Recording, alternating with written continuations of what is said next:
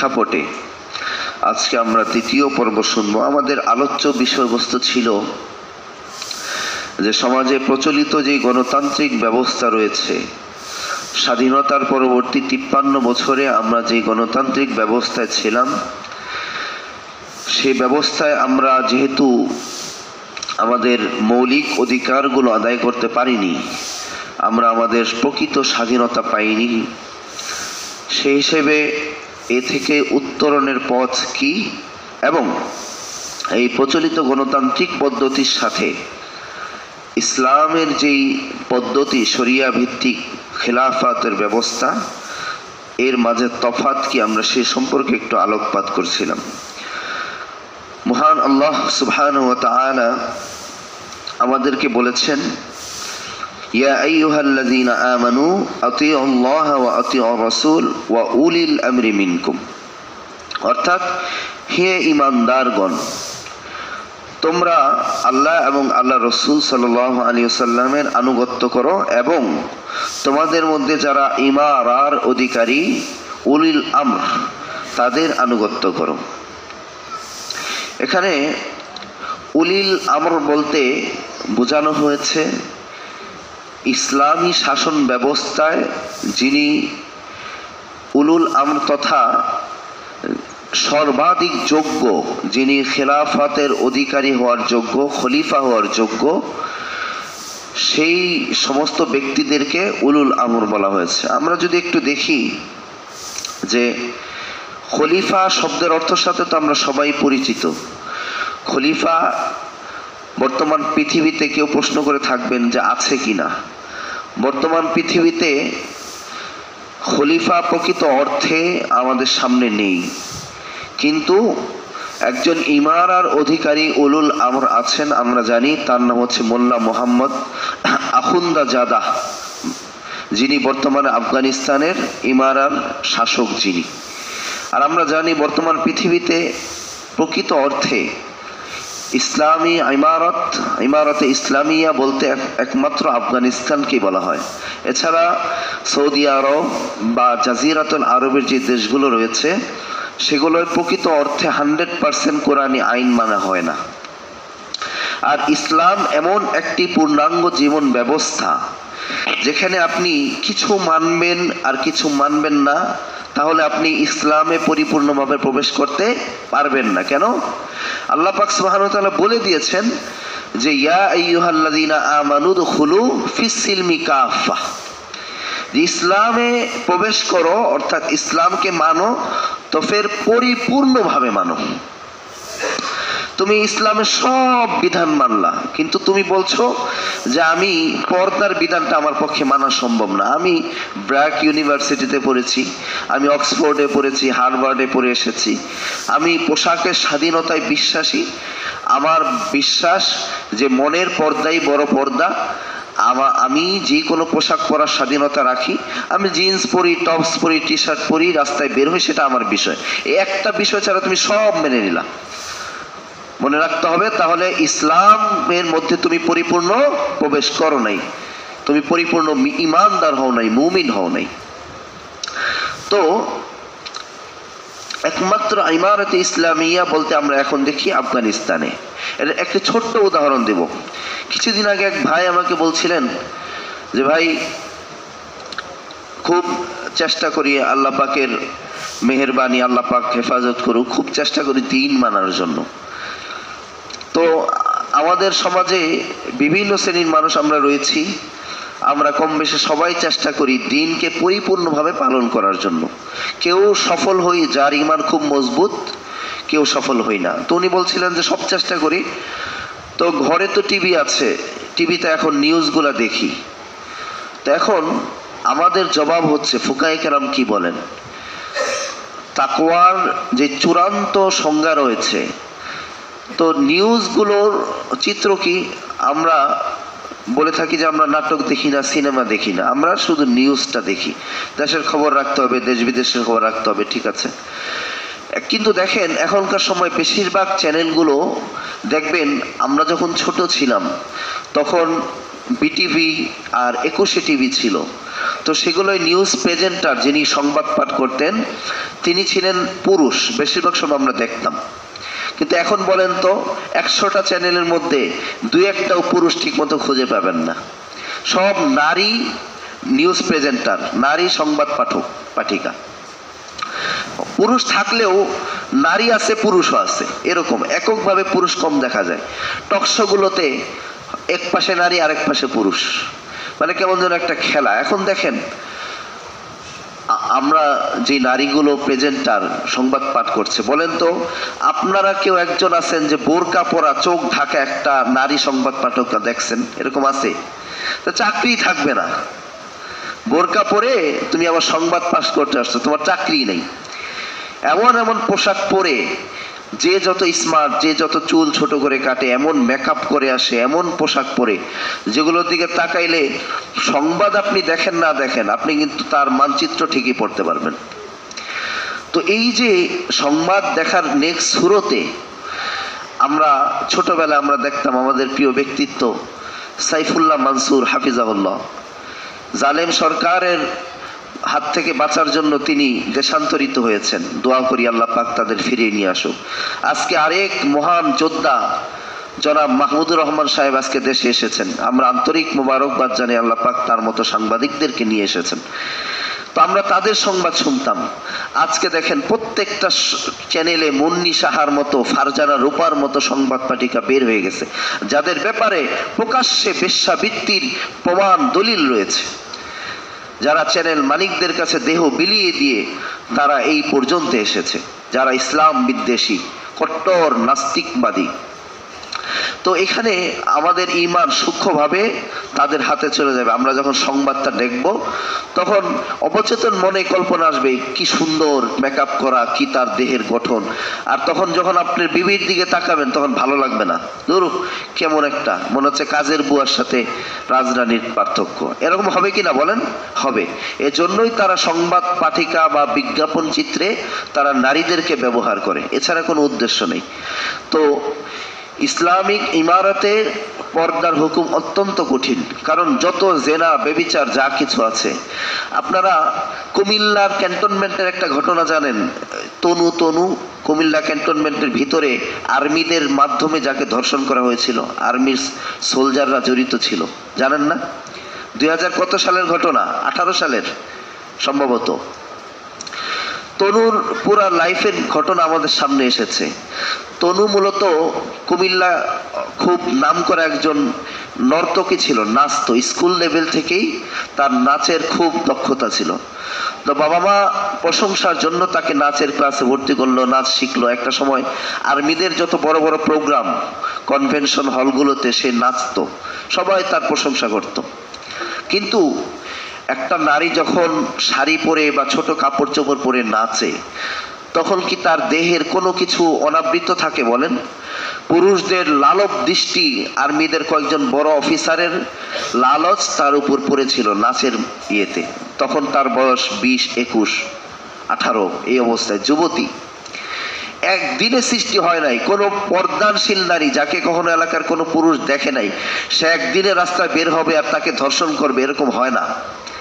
বহুদিন ধরে তার দেহ দেখে যখন ক্ষুধা চাঙা দিছে, পরিকল্পনা করছে, তখন আর্মির কিছু কতিপয় অসাধু গোমরা এই সৈনিকেরা কুমিল্লা ক্যান্টনমেন্টে, এর মধ্যে একজন তাকে বিয়ের প্রস্তাব দিয়েছিল। যদিও তার স্ত্রী আছে, কিন্তু তরুর মা এই প্রস্তাবে রাজি হয় নাই।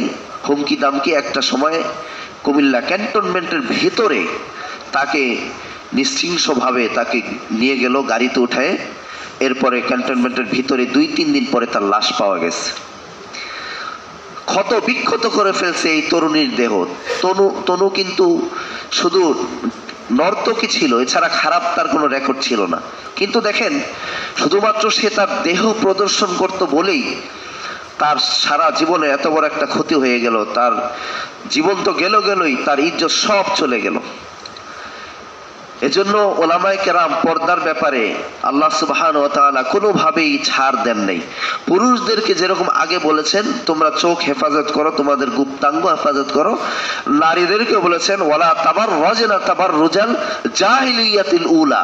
প্রাথমিক জাহিলি যুগে যেরকম নারীরা বেপর্দা ঘোরাফেরা করতো, তোমরা সেভাবে ঘোরাফেরা করো না। তোমরা নিজেদের উপর একটি চাদর, বোরকা, জিলবাব চাপিয়ে দাও। তো ইসলামী ইমারতে মধ্যে আফগানিস্তান সরকার আসার পরে তারা কি করলো, তারা নিউজ প্রেজেন্টার হিসেবে নারীদের ব্যবহার নিষিদ্ধ করলো।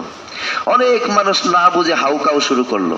আরে ভাই, নিউজ প্রেজেন্টার হিসেবে যদি একটা নারী সংবাদ পাঠ না করে, সে কি না খেয়ে মারা যাবে বলেন? তার কি স্বামী নাই, তার কি মা নাই, বাবা নাই এই সমাজে? অবশ্যই আছে। আমার বিবি সুন্দরী, আমার বিবি এখন নিউজ প্রেজেন্টার হচ্ছে না, তার সেই যোগ্যতা আছে, দিচ্ছি না তো সে কি মরে গেছে, না খেয়ে আছে? নাই। তাকে দেখার অধিকার এই পৃথিবীতে একমাত্র আল্লাহ পাক আমাকে দিয়েছেন, আর তার মাহরাম পুরুষদেরকে দিয়েছেন। 14 জনকে দিয়েছেন। কয়জনকে? 14 জনকে। এছাড়া কোনো মানুষ তাকে দেখতে পারবে না। নারী কত সম্মানিত, নারী কত রেস্ট্রিক্টেড। গহনার দোকানে যান, আমিন জুয়েলার্সে যান, আপনি সবচেয়ে দামি যে গহনাটা, যেটার দাম 5 কোটি টাকা, সেই গহনা আপনি চাইলেও গিয়ে দেখতে পারবেন? পারবেন না। আপনি যাবেন ক্রেতা হিসেবে, আমি একটু দেখি, খোঁটায় দেখি, হাত দিয়ে দেখি, যেমন ইচ্ছা গলায় দিয়ে দেখতে পারবেন। আল্লাহু আকবার। কিন্তু নারী এত সম্মানিত, আপনি 100 কোটি টাকা নিয়ে এসে যদি বলেন, ও পর্দানশীল মহিলা, আপনার দরজার সামনে আমি 100 কোটি টাকা ফালাইলাম, একটু বের হন আপনাকে দেখি, সে বের হবে? কোনোদিন বের হবে না। আমার মা বোন, ঠিক কিনা বলেন? কোনোদিন বের হবে না। আমার মায়ের ইজ্জতের দাম, আমার কন্যার ইজ্জতের দাম, আমার কন্যা জায়া জননীর ইজ্জতের দাম তোমার 1000 কোটি টাকার চেয়েও বেশি। ইসলাম এত সস্তা করে নেই নারীদেরকে, আর আমরা নারীদেরকে সস্তা করে দিচ্ছি, বিজ্ঞাপনের মডেল বানিয়েছি। যে কথা বলতেছিলাম মুহতারাম হাজিরিন, খলিফার পরিচয় কি, তার গুণ কি থাকা লাগবে আমরা দেখি। প্রথমত শর্ত হবে, অন্যতম শর্ত মুসলিম হওয়া, প্রাপ্তবয়স্ক হওয়া। আল্লাহর জমিনে কোনো কাফের, কোনো ইহুদি নাসারা শাসন করার অধিকার রাখে না। এটা আল্লাহর জমিন, এটা ইসলামের জমিন। আল্লাহ পাক আল্লাহর বান্দাদেরকে তার দাসত্ব করার জন্যই নিয়ামতগুলো দিয়েছেন। 2 নম্বরে প্রাপ্তবয়স্ক হতে হবে, সুস্থ বিবেক সম্পন্ন হতে হবে, স্বাধীন হওয়া, পুরুষ হওয়া। কোনো নারী শাসন করতে পারবে না। কেন পারবে না? অনেক নারীবাদী আছে, এখন চিৎকার করে উঠবে, আরে নারীরা তো সমান অধিকারের, নারী কেন পারবে না? পুরুষরা যা পারে নারী কেন পারবে না? আচ্ছা বলছি, ন্যায় পরায়ণ হতে হবে। এখন দেখেন, লোভী এবং ক্ষমতার লোভ, ক্ষমতার লিপ্সা তার মধ্যে থাকা যাবে না। খলিফা হতে হলে যে গুণগুলো লাগবে, এখন এই যে গুণগুলো বলছে, আমাদের সমাজে আমরা যাদেরকে নেতা মানি, যাকে আমার নেতা, তোমার নেতা, জাতির পিতা মানি, অমুক মানি, তমুক মানি, তাদের মধ্যে সবগুলোর উল্টা গুণটা আছে, ঠিক কিনা বলেন? ক্ষমতার লোভ আছে, নারী লোভী আছে। নারীদের হাতে তো আমরা ক্ষমতা দিয়েই রাখছি বহু বছর ধরে। নারীদের দাসত্ব করতে গিয়ে দেশটাকে একেবারে ডুবাইয়া ফেলছি। কবে আমাদের বুঝ হবে? এরপরে ইজতিহাদের যোগ্য হওয়া। ইমাম শাতিবি, ইমাম রামালি প্রমুখ ফকিহদের মধ্যে খলিফা হওয়ার জন্য মুস্তাহিদ হওয়া শর্ত। ইজতিহাদ মানে কি? যে শরীয়তের যাবতীয় ভালো মন্দ বিষয়গুলো নিজ থেকে তাহকিক করে, মানে জাস্টিফাই করে যিনি সিদ্ধান্ত নেওয়ার ক্ষমতা রাখেন। ধরেন একটা উদাহরণ দিই, একটা উদাহরণ দিলে বুঝবেন। ধরেন যারা এই যে সিন্ডিকেট করে, আজকে দরিদ্র শ্রেণীর, মধ্যবিত্ত শ্রেণীর সবচেয়ে বড় মাথা ব্যথা হচ্ছে সিন্ডিকেট। বাজারে যারা সিন্ডিকেট করে, ধরেন ইলিশটা দিয়েই বোঝে, যেহেতু এখন ইলিশের ইয়ে চলছে। ইলিশ মাছ চাষ করা লাগে, বলেন তো? খাবার দেওয়া লাগে, ফিশারিজ করা লাগে, জমি সেচ দেওয়া লাগে, পুকুরের মধ্যে ঔষধ দেওয়া লাগে, কিচ্ছু লাগে না। ইলিশ মাছ আল্লাহ প্রদত্ত এক বিশেষ নিয়ামত, এই বাংলাদেশের মানুষের জন্য খাস। পৃথিবীতে কোনো মানুষ, কোনো দেশ এই পরিমাণ ইলিশ পায় না। শুকরিয়া আদায় করেন সবাই, বলেন আলহামদুলিল্লাহ। তো এই ইলিশ মাছ আমাদের দেশে যেই পরিমাণ ধরা হয়, যদি সিন্ডিকেট না হতো, মনে রাখবেন তেলাপিয়া মাছ, পাঙ্গাস মাছ আমরা যেই রেটে কিনি, আমরা ইলিশ মাছ একই রেটে কিনতে পারতাম, ঠিক কিনা বলেন? পারতাম। তো এই যে সিন্ডিকেট করছে যারা, যদি বাজার মনিটরিং হতো, ন্যায়পরায়ণ লোক থাকতো আমাদের শাসক, তিনি আগে এই বিষয়টা জাস্টিফাই করতেন যে কারা এগুলো করছে। যারা ইলিশ মাছ আহরণ করে তিনি তাদের সবাইকে নিয়ে একটা মিটিং ডাকতেন। একদিন মাছ ধরা বন্ধ থাকতো, কি হইতো? চাঁদপুর, ভোলা, রাজশাহী, পদ্মার, মেঘনা, যমুনা যত জেলে আছে যারা এই ফিশিং ট্রলারগুলোর মালিক, সবাইকে নিয়ে উনি ঢাকায় একটা কনফারেন্স করতেন। কনফারেন্স করে সবার মতামত, এটা একদিন 2 দিন ব্যাপী হতো, সমস্যা নেই। কেন তারা এই ইলিশ মাছটা 1600 টাকা 1500 টাকা দাম বেশি রাখছে, সবার কাছ থেকে জানতো, এক একজন এক এক কথা বলতো। এরপরে ওইখান থেকে যারা পাইকারি সিন্ডিকেট করে যাত্রাবাড়ি আড়তে আনে, কাওরান বাজার আড়তে আনে, তাদের সাথে ভাই মুহতারাম হাজিরিন একটু আমরা সামনে চেপে বসি, বাইরে বৃষ্টি হচ্ছে, আমরা একটু সামনে চেপে বসি, ভাইদেরকে একটু সুযোগ করে দিই, পিছনে যারা আসবেন সামনে আসি, আল্লাহ চাহে তো ইনশাল্লাহ বৃষ্টির মধ্যে সেজদা দেবো ইনশাল্লাহ, ইনশাল্লাহ। এখন দেখেন, সবার কাছ থেকে মতামত নিলে তার একটি টিম এগুলা বের করত, তিনি এটার ন্যায্য দাম, তাদের কত খরচ হয় ট্রলারে মাছ ধরতে, তেলের কত খরচ, সব বের করে উনি একটা রেট ধরে দিতেন। এখন এটা হচ্ছে না কেন? হচ্ছে না এই জন্য যে এই বিষয়ে যিনি ন্যায়পরায়ণ শাসক, যিনি সিদ্ধান্ত দিবেন, তিনি নিজেই তো ন্যায়পরায়ণ না। আদিল ইনসাফ হওয়া শাসকের অন্যতম গুণ। আমাদের দেশে বিচারপতি কালা মানিক, শামসুদ্দিন মানিকের মতো মানুষ বিচারপতি হয়, তা আপনি ন্যায় বিচার কোত্থেকে পাইবেন বলেন? সিনহার মতো মানুষ বিচারক হয়, প্রধান বিচারপতি, শুধু নর্মাল বিচারপতি না। তারপরে আমাদের দেশে বিচারপতিরা আবার যখন আপিল হয়, আপিলে ফাঁসির আসামি যিনি 10টা খুন করছেন, 20টা খুন করছেন, রানা প্লাজার, সেই রানার মতো মানুষকে মুক্তি দিয়ে দেয়, জামিন দিয়ে দেয়, দেয় কিনা বলেন? কারা দেয়? আপিলের মাধ্যমে। ইসলামে কোনো আপিলের সুযোগ নাই। কেন? ইসলামে কাজী যে রায় দিবে, বিচারক যে রায় দিবে, সেই রায় চূড়ান্ত রায়। যদি আপিলেরই সুযোগ থাকে তাহলে বুঝতে হবে যে বিচারক এমন রায় দিছে যেই রায় পরিবর্তনের যোগ্য। তাহলে এমন রায় কেন মানা হবে? রায় হবে একটাই, কোরআন হাদিসের ভিত্তিতে। পরিবর্তনযোগ্য রায় কেন দিবেন? ফাঁসির আসামি, সে ধর্ষণ করছে, খুন করছে, এখন প্রেসিডেন্ট হচ্ছে কিশোরগঞ্জের মানুষ, এখন প্রেসিডেন্টের কাছে গিয়ে তার একেবারে পাশের প্রতিবেশী নানা ডাকে, গিয়ে হাত পায়ে ধরে কান্না, নানা তোমার নাতিরে বাঁচাও, তোমার নাতি অপরাধ করে ফেলছে, বয়স কম, নানা চোখ দিয়ে 2 ফোঁটা পানি বের হয়ে আসছে, নানা তোমার ঘরে আমার বেটি 10 বছর ধরে কাজ করে, না তুমি প্রেসিডেন্ট, না তুমি একটু বাঁচাও। ব্যাস, প্রেসিডেন্ট কি করলো? একটা সাদা কাগজে সাইন দিয়ে দিল, বাইচা যাবে কিনা বলেন? বাংলাদেশের কোনো আইন তাকে ফাঁসি দিতে পারবে? পারবে না। আপিল প্রেসিডেন্টের কাছে করেছে। ইসলাম এই সুযোগ দেয় নাই। অপরাধী অপরাধী, কিসাস একমাত্র বিধান, হত্যার বদলে হত্যা, তাহলে হুদুদ, পণ আদায় করা। অনিচ্ছাকৃত যদি হত্যা হয়, ইসলাম কি বলে? ইসলাম বলে যে অনিচ্ছাকৃত হত্যা হলে তার কাছ থেকে দিয়াত আদায় করো, পণ আদায় করো।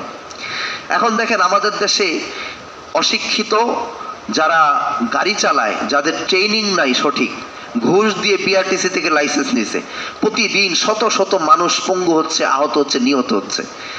তো এখন ইসলামের হুকুমটা যদি মানা হতো, এখানে শরিয়া ভিত্তিক আইন থাকতো, তাহলে যে গাড়ি দিয়ে অ্যাক্সিডেন্ট করছে, যেই মানুষটার প্রাণ হারাইছে, তাকে জরিমানা দিতে হইতো। শুধু তাই নয়, তার গাড়ির যে মালিক, যারা মালিক পক্ষ, এনা পরিবহন হোক, হানিফ হোক, এই মালিকদেরও তাকে বহু গুণ বেশি জরিমানা দিতে হতো। বাসের দাম কত? তার থেকে 10 গুণ বেশি দিতে হইতো। আর যদি একবার সে জরিমানা দিত, তার তাহলে চিন্তা থাকতো, হায় হায় আমার তো 10 গুণ বেশি জরিমানা দিতে হবে।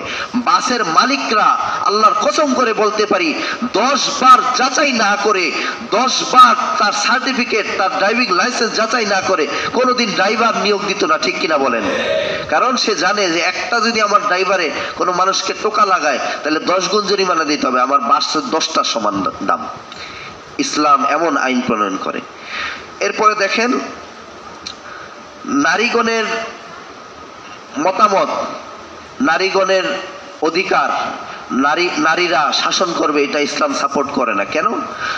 প্রত্যেকের যার যার ক্ষেত্রে তার তার কাজ রয়েছে। নারীরা ঘর সংসার সামলাবে। নারী যদি এখন প্রধানমন্ত্রী হয় তাহলে তার ছেলের কি হবে? ছেলে তো আমেরিকা গিয়ে 5,000 কোটি টাকা লুটপাট করবে, ঠিক কিনা বলেন? নারী যদি প্রধানমন্ত্রী হয় ছেলে তো দুর্নীতি করবেই, ছেলের পালার সময় কই? নারী যদি প্রধানমন্ত্রী হয় স্বামীকে তিলে তিলে 20 বছর স্বামীর সাথে দেখা সাক্ষাৎ না করে স্বামী অসহায় স্বামীকে মেরে ফেলবে। নারী যদি প্রধানমন্ত্রী হয় স্বামীর নাম কোনোদিন এই দেশের মধ্যে রাখবে না, এর প্রমাণ আমরা পেয়েছি। ওয়াজেদ মিয়ার নাম আছে নাকি কোথায়? আপনারা শুনছেন? তার নামের সাথেও নাই, কোনো কোথাও নাই, কোনোদিন শুনি নাই স্বামীর নাম বলছে।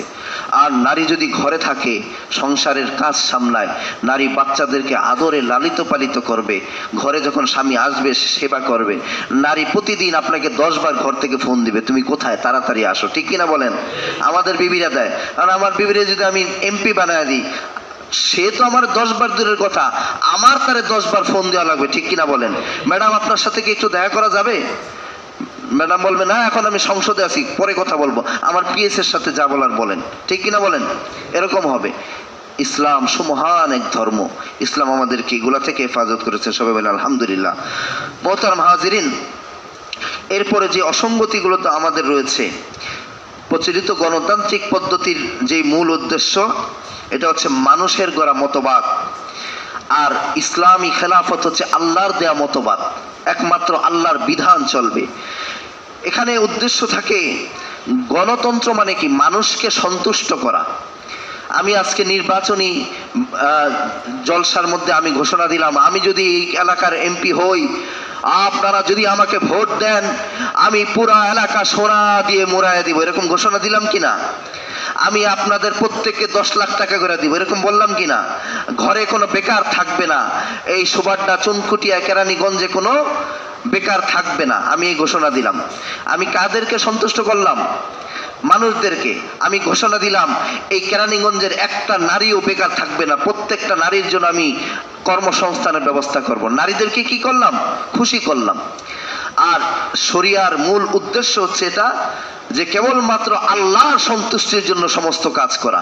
ইন্না সালাতি ওয়া নুসুকি ওয়া মাহইয়ায়া ওয়া মামাতি লিল্লাহি রাব্বিল আলামিন কুলিল্লাহুম্মা মালিকাল মুলক। আপনি বলুন এই আসমান জমিনের সমস্ত রাজত্ব কার? কেবলমাত্র আল্লাহর। তুতিল মুলকা মান তাশা, আল্লাহ যাকে ইচ্ছা তাকে রাজত্ব দান করেন। আল্লাহ চাইলে আল্লাহ যুলকারনাইনকে রাজত্ব দান করেছেন, আল্লাহ চেয়েছেন দাউদকে রাজত্ব দান করেছেন, আল্লাহ চেয়েছেন সুলাইমানকে সারা বিশ্বের রাজত্ব দান করেছেন, আল্লাহ চেয়েছেন বিদায় আল্লাহ ওমর ইবনুল খাত্তাবকে রাজত্ব দান করেছেন অর্ধ পৃথিবীর, ঠিক কিনা বলেন? তাহলে ওয়াতানজিউল মুলকা বিম্মান তাশা, আল্লাহ পাক যাকে ইচ্ছা তাকে রাজত্ব দান করেন, যাকে ইচ্ছা তার থেকে রাজত্ব কেড়ে নেন। ওয়া তুইজ্জু মান তাশা, আল্লাহ যাকে ইচ্ছা তাকে ইজ্জত দান করেন। লিল্লাহি মুলকুস সামাওয়াতি ওয়াল, এই আসমান জমিনের রাজত্ব একমাত্র আল্লাহর। আর আমরা বানাচ্ছি যে নেতা সেই আমার মালিক সবকিছু। কত তফাৎ! মানুষকে সন্তুষ্ট করার জন্য আমরা রাজনীতি করছি, নিজের পকেট ভারী করার জন্য রাজনীতি করছি। এরপরে আসেন গণতান্ত্রিক পদ্ধতিতে আমরা বলি যে আমরা জনপ্রতিনিধি পাঠিয়েছি। কি বলি? জনপ্রতিনিধি, অর্থাৎ মানুষের প্রতিনিধি। আর আল্লাহ সুবহানাহু ওয়া তাআলা বলছেন যে জমিনে হবে যে নেতৃত্ব দিবে সে হবে আল্লাহর প্রতিনিধি। কার প্রতিনিধি? আল্লাহর প্রতিনিধি। তাহলে তফাৎটা কোথায়? আমাদের মতবাদে আমরা বলছি যে যিনি আমাদের নেতৃত্ব দিবেন সে হচ্ছে জনপ্রতিনিধি, তিনি আমাদের জনগণের প্রতিনিধি।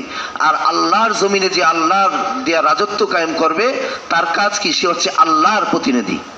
আল্লাহ পাক সুবহানাহু ওয়া তাআলা কোরআনে বলছেন আল্লাযীনা ইম্মাক্কান্নাহুম ফিল আরদ আকামুস সালাহ ওয়া আতাউয যাকাত। আচ্ছা, তোমরা যাদেরকে ভোট দাও সেটা তো তোমাদের গণতান্ত্রিক পদ্ধতি, আর আমি যাকে সিলেকশন করে দিয়েছি, আমার পক্ষ থেকে যাকে আমি নিযুক্ত করে দিয়েছি, তারা যদি রাজত্ব পায় এই সমাজে তারা সবার প্রথম আকামুস সালাহ, সবার প্রথম তারা নামাজ কায়েম করবে। কি করবে? সালাত কায়েম করবে। ওয়া আতাউয যাকাত, তারা যাকাত ব্যবস্থা ভিত্তিক সমাজ কায়েম করবে। আর যখন যাকাত ব্যবস্থা ভিত্তিক, যাকাত ভিত্তিক সমাজ কায়েম হবে, আল্লাহি ওয়াল্লাহি, তখন এই সমাজে কোনোদিন দারিদ্রতা থাকবে না, ঠিক কিনা বলেন? দারিদ্রতা থাকতেই পারে না।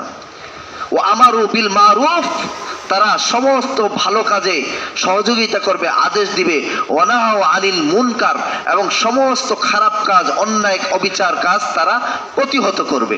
এটা হচ্ছে আল্লাহ পাকের দেওয়া ওয়াদা, আল্লাহ পাকের বিধান।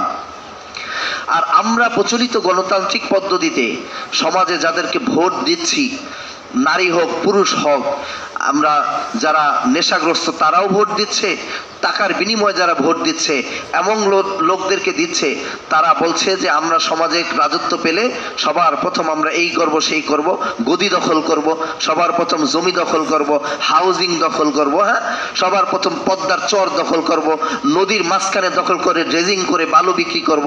এরকম কিনা আমাদের নেতারা, ঠিক কিনা বলেন? এটা হচ্ছে তাদের উদ্দেশ্য। আর আল্লাহ পাক বলছেন, আল্লাহ যাদেরকে রাজত্ব দেন তাদের মূল কাজ হচ্ছে সমাজে সবার প্রতি আকামুস সালাহ, নামাজ কায়েম করা। কোন রাজনীতিবিদ আজ পর্যন্ত নামাজ কায়েম করতে পারে নাই। নামাজ কায়েম করার কথা সে বলেই না, নিজেই নামাজ পড়ে না, কি নামাজ কায়েম করবে? তাহলে আপনি এমন লোকদেরকে আপনার নেতা মানতে হবে যারা নিজেরা নামাজ কায়েম করতে পারে, নিজে নামাজ পড়াইতে পারে, ঠিক কিনা বলেন?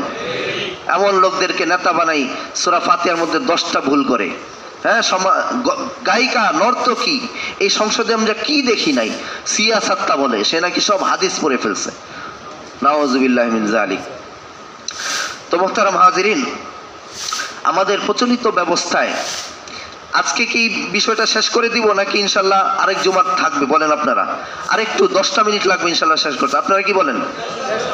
আচ্ছা, আরেকটি বড় ভুল রয়েছে আমাদের, এটা হচ্ছে সরকারি চাকুরির ক্ষেত্রে, যেটা নিয়ে আজকে সবচেয়ে বড় বৈষম্য। সরকারি চাকুরি পিএসসির মাধ্যমে নিয়োগ পাওয়া যে ব্যবস্থা, সেটায় কখনো জবাবদিহিতা নাই। কিরকম? আমরা দেখেছি যে এক স্কুলের প্রধান শিক্ষিকা, সে নাকি 6 মাসে একবার আসে। আবার আরেক সচিবালয়ের সচিব, সে সপ্তাহে একদিন সচিবালয়ে যায়। 3 মাস সিঙ্গাপুর, থাইল্যান্ড, ব্যাংকক ঘুরে এসে 3 মাস পরে অফিস করতেছে। এখন তার অধীনে যে মন্ত্রণালয়টা আছে, সেই দায়িত্বগুলো কি করছে, তার অধীনে যারা আছে তাদের উপর চাপায়া দিছে। তো তার অধীনে যে পিএস আছে, সে আবার কি করছে, তার নিম্ন স্তরের আরেকজন কর্মকর্তার হাতে দায়িত্ব দিয়া সে গেছে হানিমুনে। এখন এই কাজটা কি ঠিক মতো হবে বলেন? এরপরে যারা রাষ্ট্রীয় কর্মচারী, সরকারি চাকুরি করে, ধরেন এমপি, মন্ত্রী, অথবা জেলা প্রশাসক, ডিসি, অথবা ইউএনও, অথবা ধরতে পারি ইউনিয়ন পরিষদের চেয়ারম্যান, উপজেলা চেয়ারম্যান, এই যে আমরা রাষ্ট্রের যারা জনগণ আছি, যেহেতু তাদের কোনো জবাবদিহিতার স্বচ্ছতা নাই, আমরা এলাকায় যে ড্রেনের পানি পাড়ায় যাই, আমরা কি কোনোদিন এই এলাকার যে জেলা প্রশাসক আছে বা উপজেলা পরিষদের চেয়ারম্যান ছিল, তাকে কোনোদিন পাইছি বলেন? কোনোদিন কি আমি তাকে এখানে হাত চাইপা ধরে আইনা বলতে পারছি যে এই যে ড্রেনের পানি, আপনি রাষ্ট্রের চাকরি করেন না, আপনি কি করতেছেন, এগুলো ঠিক করেন না কেন, এটা বলার সাহস পাইছি কোনোদিন? যদি বলতাম তাহলে পরের দিনই আমার কেরানীগঞ্জে ঢুকতে দিত না। কত ইমাম এই মিম্বরে বসে হক কথা বলার কারণে জালিম সেই উপজেলা পরিষদের চেয়ারম্যান বলছে যে ইমাম যেন কেরানীগঞ্জে ঢুকতে না পারে। আজকে আল্লাহ পাকের এমন বিচার হয়েছে, তোরা কেরানীগঞ্জ কেন, বাংলাদেশে তোদের ঢোকার ক্ষমতা নাই, ঠিক কিনা বলেন? এত বড় কলিজা, বাংলাদেশে ঢুকতে পারতেছে না। তো রাষ্ট্রীয় চাকুরি, সরকারি চাকুরি যেটা, সেটা সবচেয়ে বড় সমস্যা হচ্ছে এখানে জবাবদিহিতা নেই। এর জন্য চাকরি হারানোর ভয় কেউ করে না। একবার যদি সোনার হরিণ 20 লাখ 15 লাখ টাকা দিয়ে যদি একবার ধরতে পারি ঘুষ দিয়া, এই চাকরি আমার বাপ দাদা পরপুরুষ ছেলে নাতি পুতি সব পয়সা খাইতে পারবে। এরকম হয় কিনা বলেন? এরকমই হচ্ছে। কিন্তু ইসলামী ইমারত এইভাবে কাউকে সুযোগ দিবে না। প্রত্যেকটা বিষয়ে জবাবদিহিতা আছে। মন্ত্রণালয় কিভাবে গঠিত হবে, একটা রূপরেখা দিচ্ছি। প্রথমে জনপ্রতিনিধি অর্থাৎ প্রধান শাসক গঠিত হবে কিভাবে, আমরা আল্লাহ রাসূল সাল্লাল্লাহু আলাইহি ওয়াসাল্লামের জামানায় আমরা পদ্ধতি দেখি। হযরত আবু বকর রাদিয়াল্লাহু তাআলা আনহু নির্বাচিত হয়েছিলেন সাহাবীদের স্বতঃস্ফূর্ত নির্বাচনের দ্বারা। প্রথমে সাকিফাই আহলুল হাল্লি ওয়াল আকদ সাহাবীরা তাকে খলিফা হিসাবে নির্বাচন করেছিলেন। সমস্ত ম্যাক্সিমাম জমহুর সাহাবী, বড় বড় সাহাবী, ওমর, আলী, ওসমান সহ সবাই। এরপরে আবু বকর রাদিয়াল্লাহু তাআলা আনহুর মৃত্যুর পরে হযরত ওমর রাদিয়াল্লাহু তাআলা আনহুকে তার স্থলাভিষিক্ত হিসেবে মনোনীত করা হয়েছিল। পরবর্তীতে তার শহীদ হওয়ার পরে আহলুল হাল্লি ওয়াল আকদের সাহাবীরা তাকে মেনে নেন। পরবর্তীতে মসজিদে মুসলিম জনসাধারণের কাছ থেকে সাধারণ বাইআত দেওয়া হয়, সবাই মেনে নিয়েছে, বলছি আমরা আপনাকে খলিফা হিসেবে মেনে নিলাম। এরপরে হযরত ওমরের পরে, শাহাদাতের পরে 6 সদস্য বিশিষ্ট একটি শূরা গঠিত হয়। আল্লাহ পাক সুবহানাহু ওয়া তাআলা বলছেন, ওয়া আমরুহুম শূরা বাইনাহুম, তোমরা যাবতীয় যা কিছু করো তোমরা নিজেদের পারস্পরিক পরামর্শের ভিত্তিতে তোমরা সেই কাজগুলো সমাধান করো। তাহলে এখানে দেখেন 6 সদস্য বিশিষ্ট যে শূরা গঠন করা হয়েছিল, তারা পরবর্তীতে হযরত উসমান রাদিয়াল্লাহু তাআলা আনহুকে খলিফা হিসেবে নিযুক্ত করেছিল। হযরত উসমানের শাহাদাতের পর অনেক প্রবীণ সাহাবীর পীড়াপিড়িতে অনিচ্ছা সত্ত্বেও আলী রাদিয়াল্লাহু তাআলা আনহু মসজিদে মুসলিম জনসাধারণের কাছ থেকে সাধারণত বাইআত গ্রহণ করেন। সে সময় তালহা এবং জুবায়ের রাদিয়াল্লাহু তাআলা আনহুর মতো বড় বড় সাহাবী তাকে বাইআত দান করেন। ফলে তিনি খলিফা হিসেবে নির্বাচিত হন। তার নির্বাচন পদ্ধতি আবু বকর রাদিয়াল্লাহু তাআলা আনহুর মতোই নির্বাচন পদ্ধতি ছিল। এবার এখান থেকে আমরা যেটা দেখলাম, এর পরবর্তীতে কি হলো, আল্লাহ রাসূল সাল্লাল্লাহু আলাইহি ওয়াসাল্লাম এক হাদিসে আমাদেরকে বলছেন, আমরা একটু দেখি যে এর পরবর্তীতে কি হবে, সেটা আল্লাহ রাসূল সাল্লাল্লাহু আলাইহি ওয়াসাল্লাম বলে গিয়েছেন। এখানে একটি প্রশ্ন আসে, আহলুল হাল্লি ওয়াল আকদ কারা? এরা হচ্ছে আলিম ওলামা। 1 নম্বরে কি বলেন তো? আলেম ওলামাগণ। 2 নম্বরে সমাজের মর্যাদাবান সম্ভ্রান্ত ব্যক্তিবর্গ, যারা সমাজের মর্যাদার দিক দিয়ে উঁচু, যারা বড় বড় ব্যবসায়ী, যাদের মতামতের একটা গুরুত্ব রয়েছে। এরপরে বিভিন্ন বাহিনীর প্রধান, নৌবাহিনী, সেনাবাহিনী, অমুক তমুক বাহিনী, আনসার বাহিনী, সবার প্রধান। সমাজের যারা স্থানীয় নেতা, ধরেন ইসলামী সমাজ ভিত্তিক জীবন ব্যবস্থা এটা মসজিদ ভিত্তিক হয়। এই মসজিদ থেকে আমরা ঠিক করলাম যে আমাদের এখান থেকে 5 জন বা 10 জন প্রতিনিধিত্ব করবে, তারা আমাদের সবার কাছে সম্মানিত। আচ্ছা, এলাকায় যারা 15 বছর, 20 বছর, 40 বছর আছে, আপনারা কি তাদের ব্যাপারে সব কিছু জানেন না? কে ভালো আর কে মন্দ এটা জানেন না? সবাই জানে।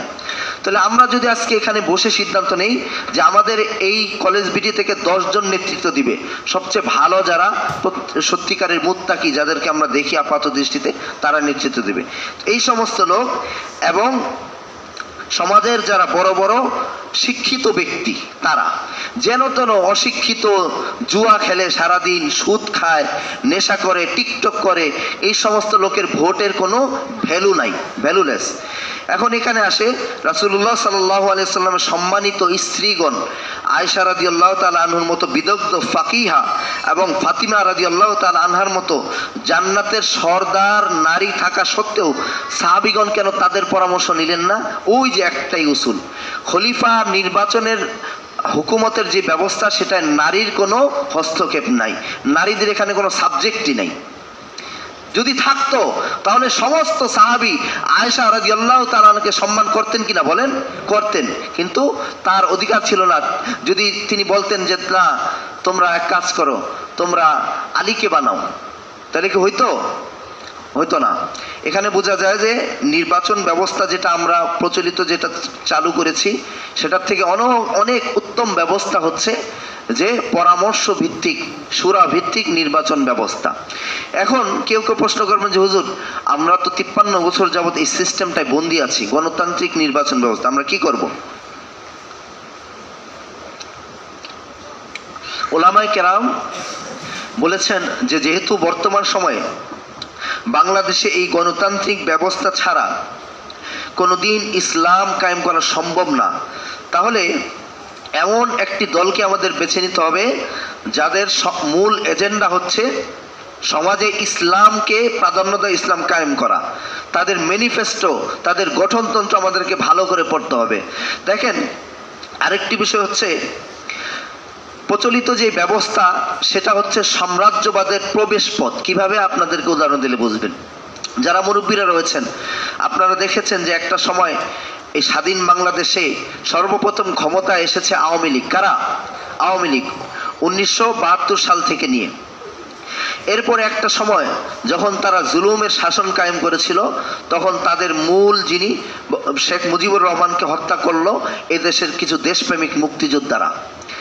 তো এরপরে পর্যায়ক্রমে ভারতের চক্রান্তে একটা সময় এই দেশে আরো অনেক ক্ষমতা এসেছে, এরশাদ এসেছে, জিয়া এসেছে, তারপরে আবার খালেদা এসেছে, আবার হাসিনা এসেছে, কিন্তু দেশের মানুষ কোনোদিন মুক্তি পায় নাই। কেন? কারণ সাম্রাজ্যবাদ যারা চীন, রাশিয়া, আমেরিকা, ভারত, তারা সবসময় এটা চাবে যে ছোট দেশগুলোতে তাদের তাবেদার সরকার বসুক যে কোনো মূল্যে। আচ্ছা, আপনি কি মনে করেন যে এই যে আন্দোলনটায় শেখ হাসিনাকে হটায় দিছে এত সহজে, এখানে কি আমেরিকার হাত নাই? যার সামান্য কমন সেন্স আছে সেও বুঝবে এখানে ডেফিনেটলি আমেরিকার অনেক বড় গভীর হাত আছে। কিন্তু তার উদ্দেশ্য কি? তার উদ্দেশ্য কি বাংলায় আবার 1000 মসজিদ বানানো আমেরিকার উদ্দেশ্য? না। আমেরিকার কি উদ্দেশ্য এটা বুঝতে হলে আপনাকে পার্বত্য চট্টগ্রামে যেতে হবে, আপনাকে দিনাজপুরের গহীন গ্রামে যেতে হবে, আপনাকে টাঙ্গাইলের মধুপুরের সেই গড়ের মধ্যে যেতে হবে। সেখানে দেখবেন হাজার হাজার মানুষ। আমি নিজে দেখেছি, আমি টাঙ্গাইলের মধুপুরের গড়ের মধ্যে খ্রিস্টান পল্লীগুলো দেখে এসেছি, আমি গাজীপুরে খ্রিস্টান পল্লী দেখে এসেছি। গ্রামের পর গ্রামে সেখানে কোনো মসজিদ নাই, হাজার হাজার মানুষকে তারা খ্রিস্টান বানিয়ে ফেলেছে। এটা হচ্ছে তাদের মূল এজেন্ডা। তারা যখন তাদের তাবেদার কোনো সরকারকে বসাবে, তাদের মূল এজেন্ডা থাকবে এদেশে খ্রিস্টবাদ কায়েম করবা, ঠিক কিনা বলেন? এটাই তাদের মূল উদ্দেশ্য থাকবে। এইভাবে আবার কোনোদিন যদি ভারত তাদের কোনো প্রতিনিধি বসায়, তাবেদার সরকার বসায়, তার উদ্দেশ্য থাকবে এদেশে হিন্দুত্ববাদ কায়েম করা। এইভাবে কোনোদিন যদি চীন এই দেশে কোনো সরকারকে বসায় চক্রান্ত করে, তার উদ্দেশ্য থাকবে এই দেশে মার্ক্সবাদ, লেনিনবাদ, মাও সেতুংয়ের আদর্শ কায়েম করা, বামপন্থী সরকার কায়েম করা। এজন্য গণতান্ত্রিক পদ্ধতিতে আপনারা যাকেই নির্বাচন করেন কিনা, সাধারণ জনগণ পুতুল গুটি নাড়তাছে বহু উপর থেকে, এগুলো আমাদের বোঝার ক্ষমতা নাই। সাধারণ জনগণ পুতুল মাত্র। যাকে নির্বাচিত করা হবে মনে রাখবেন কোনো না কোনো সুপার পাওয়ারের অধীনে সে থাকবে, হোক আমেরিকা, এখন হয়তো আমেরিকার অধীনে আসবে, কিছুদিন পর হয়তো আবার ভারত দখল করে নেবে, কিন্তু জনগণ মুক্তি পাবে না। এরপরে দেখেন ছাত্র রাজনীতি, এখানে অন্যতম একটি বিষয় চলে আসছে। আমাদের এই প্রচলিত রাজনীতির মধ্যে সবচেয়ে নোংরা দিক হচ্ছে ছাত্র রাজনীতি। অনেকে আমার সাথে দ্বিমত করতে পারেন, কিন্তু বাস্তবতা হচ্ছে এটাই। এই যে এক সপ্তাহ আগে তোফাজ্জল যে ছেলেটাকে ঢাকা ভার্সিটিতে পিটায় মারা হয়েছে, নাম কি? তোফাজ্জল। ভাত খাওয়াইছে কিনা আগে বলেন? ভাত খাওয়াইছে। তোফাজ্জলকে যে 6 জন পিটায় মারছে, এর মধ্যে 5 জনই ছাত্র রাজনীতির সাথে যুক্ত ছিল। সেই ছাত্র রাজনীতির দলের নাম কি বলেন তো? ছাত্র লীগ। সবাই বের করে ফেলছে প্রমাণ। 6 জনের মধ্যে 5 জনই ছাত্রলীগ করত। ছাত্রলীগের যারা অনেক গভীর পর্যায়ে আছেন তারা বলছেন যে ছাত্রলীগে ঢুকতে হলে সবার প্রথম ট্রেনিং হচ্ছে প্রথমে পিটাইয়া হাত পাকা করতে হয়। এদেরকে নিয়ে যাওয়া হয় সোহরাওয়ার্দী উদ্যানে, শাহবাগে, রমনা পার্কে গিয়া সেখানে সন্ধ্যাবেলা যে নারী পুরুষ প্রেম করতেছে তাদেরকে কাছ থেকে ফিটিং খাওয়ানো হয় প্রথমে, এরপরে গায়ে হাত তোলানো হয়। এইভাবে তাদের হাত পাকানো হইতো। হলে সিট পেতে হলে তোমাকে অবশ্যই কোনো ছাত্র রাজনীতির দলের সাথে যুক্ত হইতে হবে।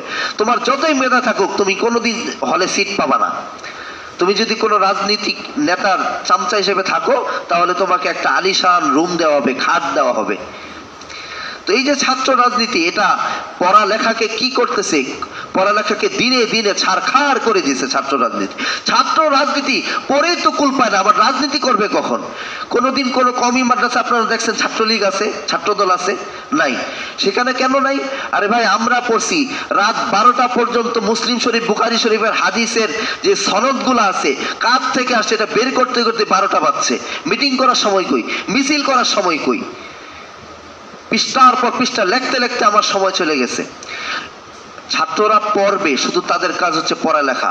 ছাত্র রাজনীতি কোনোদিন আমাদের জন্য সফল বয়ে আনতে পারবে না। মনে রাখবেন, হয়তো বড় বড় নেতা বের করতে পারবে, কিন্তু এই জাতিকে কোনোদিন সুশিক্ষা, শিক্ষিত কোনো নেতৃত্ব দিতে পারবে না। মায়ের দেনেওয়ালা বড় বড় নেতা বের করতে পারবে, যাদের একটা হুঙ্কারে হয়তো বহু মানুষ পালায়া যাবে, কিন্তু আধুনিক শিক্ষায় শিক্ষিত কোনো মানুষ বের করতে পারবে না। এরপরে আসেন শ্রম নীতি। প্রচলিত যে গণতান্ত্রিক ব্যবস্থায় শ্রম নীতির মধ্যে সেখানে শ্রমিক যারা লেবার তাদের ন্যূনতম মজুরি ঠিক করা হয়নি। পারিশ্রমিক ইসলামে আসছে শ্রমিকের গায়ের ঘাম শুকানোর আগেই তার পারিশ্রমিক দিয়ে দাও। তাহলে কোথায় এগুলো আছে? আজকে আমাদের গার্মেন্টস শ্রমিক ভাইদেরকে আন্দোলন করা লাগে বেতন পাওয়ার জন্য। আজকে সমাজের প্রত্যেকটা শ্রেণীতে মানুষ, যারা সরকারি চাকরি আছে এদের কথা বাদ দিলাম, যারা বেসরকারি শ্রমিক, তাদের যেই টাকা দেওয়া হচ্ছে সেটা কি তাদের জন্য যথেষ্ট? কোনো দিন না। কেন? এই বিষয়ে যারা শ্রম মন্ত্রণালয়ের অধীনে আছেন তারা নিজেরা ন্যায়পরায়ণ না, তারা এগুলো বাস্তবায়ন করছেন না। এরপরে আসেন ছাত্র লীগের একটি কথা আপনাদেরকে বলি। প্রচলিত গণতান্ত্রিক ব্যবস্থায় প্রত্যেকটা ওয়ার্ডে 51 জনের একটি কমিটি থাকে ছাত্রলীগের। 51 জন। কতজন? 51 জন। এরপরে এইভাবে থানা, জেলা, জেলা উপজেলা, এইভাবে আস্তে করে বিভাগীয় পর্যায়ে তাদের নেতৃত্বর একটা বলয় তৈরি হয়। যে যত ত্যাগী মিছিল মিটিংয়ে বেশি করতে পারছে, বিরোধী দলের উপরে বেশি নির্যাতন করতে পারছে, অমুক প্রধানমন্ত্রীর গাড়ি বহরে হামলা করতে পারছে, তাকে পুরস্কার স্বরূপ এক বিশাল অঞ্চলের নেতৃত্ব দেওয়া হয়। ঠিক কিনা বলেন? এই পদ্ধতি, এই যে পদ্ধতি, এই পদ্ধতিতে হিসাব করে দেখা গেছে সারা দেশে শুধুমাত্র ছাত্রলীগেরই প্রায় 6 লক্ষ পদ খালি আছে। কয় লক্ষ? 6 লক্ষ। আচ্ছা আপনারা বলেন তো, একটা রাজনৈতিক দলের ছাত্রদেরই যদি 6 লক্ষ পদ থাকে, তাহলে আর বাকিদের জন্য কি খালি থাকে? এই 6 লক্ষ লোক যদি খায়, এক একজন যদি 1500-400 কোটি টাকা, আমরা বলতেছি একজন সাধারণ পিয়ন যে চা আনে তারই যদি 400 কোটি টাকা থাকতে পারে, তাহলে এই 6 লক্ষ লোক যারা ছাত্রলীগের নেতৃত্বে আছে তারা কি পরিমাণ তাদের খাওয়ার চাহিদা থাকতে পারে আপনারা বলেন তো। 6 লক্ষ লোক যদি 400 কোটি বা 100 কোটি টাকা করে খায়, তাহলে এদেশে কি থাকবেটা কি আপনারা বলেন? থাকবে কি? এজন্য এই প্রচলিত পদ্ধতিতে ছাত্রলীগ থাকতে পারে, ছাত্র দল থাকতে পারে, বিভিন্ন দল থাকতে পারে, কিন্তু এই সমস্ত দলের পদে যারা রয়েছে মনে রাখবেন একজনও সত্যিকারের দেশপ্রেম নিয়ে আসে না। প্রত্যেকে আসে পকেট ভারী করার জন্য। আমরা জোর দাবি জানাই, আল্লাহ পাক যদি আমাকে ক্ষমতা দিতেন, আমি কোনো কওমি মাদ্রাসায় তো দূরের কথা, কোনো দিন কোনো ছাত্রদেরকে আমি ছাত্র রাজনীতি করতে দিতাম না। রাজনীতি করবা, অবশ্যই করবা, এটা তোমার পাঠ্যপুস্তকে সীমাবদ্ধ আছে।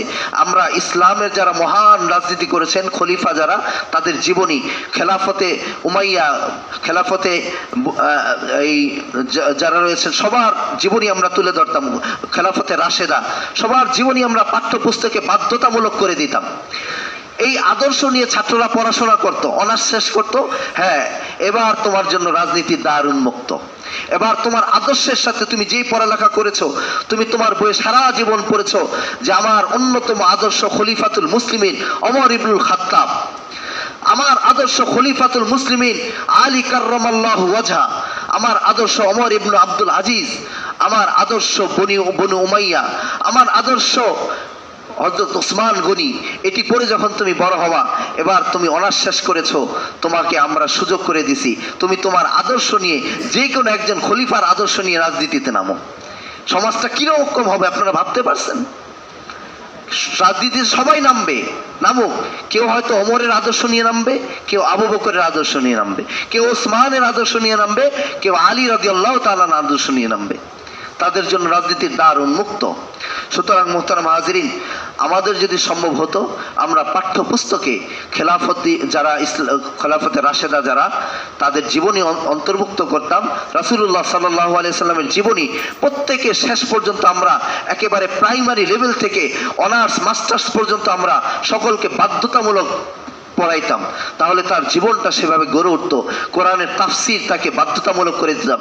যেই ছেলে কোরআনকে সিনাই নিয়ে অনার্স কমপ্লিট করেছে, কোরআনের আয়াতের উপরে, কোরআনের ন্যায় পরায়ণতার আয়াতের উপরে সে পড়ালেখা করে অনার্স কমপ্লিট করেছে, মনে রাখবেন সেই ছেলে কোনোদিন এই সমাজে জুলুমতন্ত্র কায়েম করতে পারে না। ঠিক কিনা বলেন? সে আদর্শ নিয়ে বড়, এবার সে নেতা হোক, তার কোরআন সিনার মধ্যে কোরআনী আইন আছে, সে কোরআনী আইন বাস্তবায়ন করবে। মোহতারাম হাজিরিন, আমরা সকলেই স্বপ্ন দেখি সেই দিনগুলোর। আল্লাহ পাক যেন আমাদেরকে এমন একটি ইসলামী দল কায়েমের মাধ্যমে এই দিনগুলো ফিরে আনার তৌফিক দান করুন, যে দলে সত্যিকার অর্থে যারা কোরআন প্রেমিক রয়েছে, যারা ইসলামী হুকুমত কায়েম করতে চায়। একদিনে এটা সম্ভব না।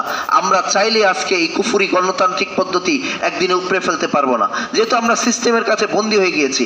আর একেবারে নিরুপায় হলে অনেক হারাম জিনিসও কি হয়ে যায়, হালাল হয়ে যায়। এজন্য যারা এবার ইসলামী দলগুলো আসবে, আমরা যাদেরকে বাছাই করব, আমাদের নিয়ত থাকবে তারা আসার পরে সবার প্রথম যেন তারা এই সংবিধানকে সংশোধন করে, কোরআনই সংবিধান কায়েম করে। আল্লাহ পাক সুবহানাহু ওয়া তাআলা বলে দিয়েছেন সূরা মাইদায় 3 জায়গায় এক কথা বলছেন, কি আজীব কথা, ওয়ামান লাম ইয়াহকুম বিমা আনজালাল্লাহু ফাউলাইকা হুমুল কাফিরুন। সবার প্রথম বলেছেন যারা আল্লাহর বিধান দেওয়া বিধান মতে সমাজে আইন বাস্তবায়ন না করে, সমাজ পরিচালিত না করে, আল্লাহ পাক বলেছেন ফাউলাইকা হুমুল কাফিরুন, তারা কি কাফের। 2 নম্বরে বলছেন ওয়ামান লাম ইয়াহকুম বিমা আনজালাল্লাহু ফাউলাইকা হুমুল ফাসিকুন, যারা আল্লাহর দেওয়া বিধান মতে সমাজ পরিচালনা না করে তারা হচ্ছে ফাসিক। 3 নম্বরে বলেছেন ওয়ামান লাম ইয়াহকুম বিমা আনজালাল্লাহু ফাউলাইকা হুমুজ জালিমুন, যারা আল্লাহর দেওয়া বিধান মতে সমাজের রাষ্ট্র কায়েম না করে তারা হচ্ছে জালেম। আল্লাহ পাক এই সমস্ত ফাসিক, জালেম, কাফেরদের হাত থেকে আমাদেরকে হেফাজত করুক, এমন শাসক আমাদেরকে দান করুক যারা এই সমাজে ইসলামী আইন কায়েম করবে। আমিন ওয়া আখিরু দাওয়ানা আলহামদুলিল্লাহি রাব্বিল আলামিন।